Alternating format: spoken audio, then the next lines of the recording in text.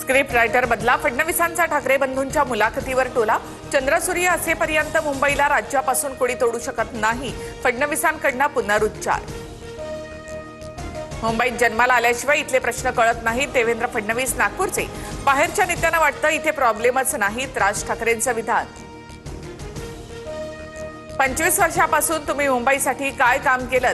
ठाकरे बंधूंची युती, कन्फ्युजन आणि करप्शनची मुख्यमंत्री फडणवीसांचा पलटवार. 26 जुलैच्या पुरावेळी ठाकरे बंधू कुठे होते? तुम्ही देखा नाही, तुम्ही परखा नाही, तुम्ही वोट देंगे नाही, ही मुंबईकरांची भूमिका. आशिष शेलारांचा राज आणि उद्धव ठाकरेंवर पलटवार. पिंपरी चिंचवडमध्ये दोन्ही राष्ट्रवादींची संयुक्त सभा.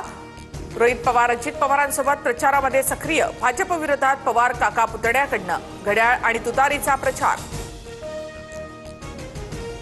जिल्हा परिषद निवडणुकीनंतर दोन्ही राष्ट्रवादी एकत्र येण्याबाबत विचार करू. TV9 मराठीच्या मुलाखतीमध्ये अजित पवारांचं भाकीत. अजित पवारांच्या विरोधातले बैलगाडीभर पुरावे आत्ता का देत नाहीत? राज ठाकरेंचा भाजपला सवाल. तर हा आमचा नाही, महाराष्ट्राच्या अस्तित्वाचा प्रश्न, राज ठाकरेंचं वक्तव्य.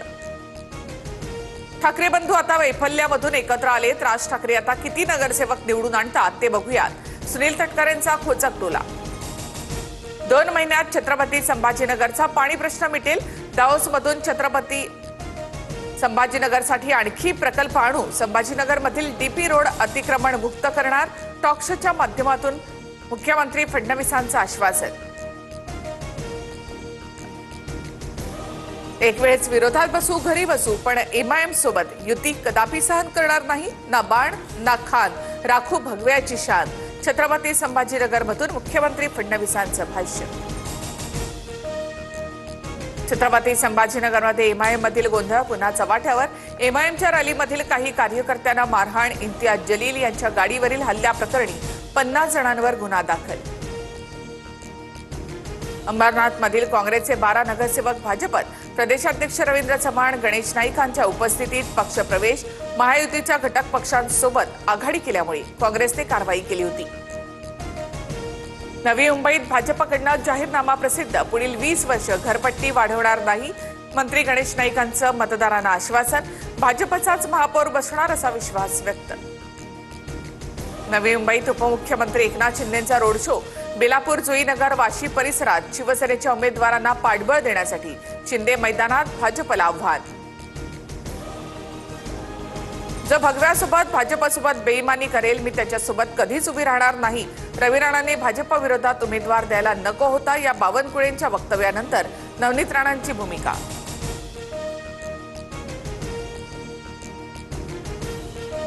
मला सन्मानपूर्वक जागा मिळाल्या नाहीत. सचिन खरातांची निवडणुकीतून माघार. कोणत्याही उमेदवाराला पाठिंबा नसल्याचं खरातांकडून जाहीर. निलेश गायवळ प्रकरणात माझ्यावरील आरोप सिद्ध झाल्यास संन्यास घेईन, अन्यथा अजित पवारांनी संन्यास घ्यावा.